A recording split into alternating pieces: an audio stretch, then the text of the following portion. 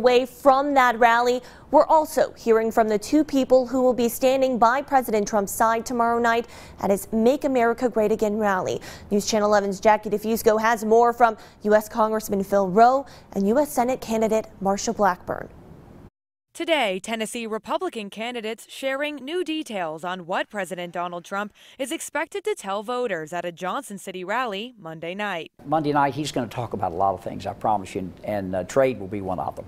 An issue where the president and Tennessee don't always see eye to eye, as both U.S. Senate candidates pointed out in their first debate. Have you said anything to him personally about maybe what you've heard about those roundtables on trade, on tariffs? I'll have an opportunity. I'll be flying down Air Force One with him tomorrow. Once they touch down in the Tri-Cities, the stakes for Republicans are high.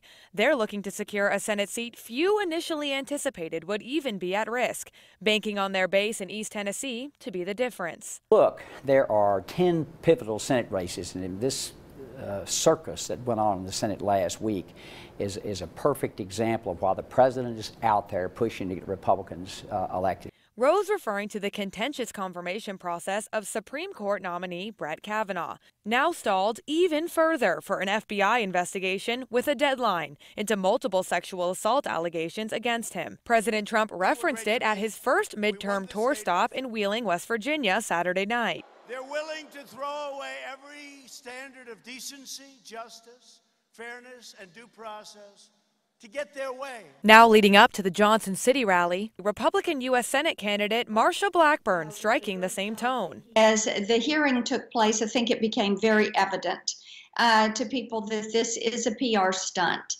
by the Democrats, and Dr. Blasey Ford has probably been used. Saying women should be heard, but ultimately sticking by the nominee. I really feel for this family and what they have been put through. Brett Kavanaugh deserves to be on the Supreme Court.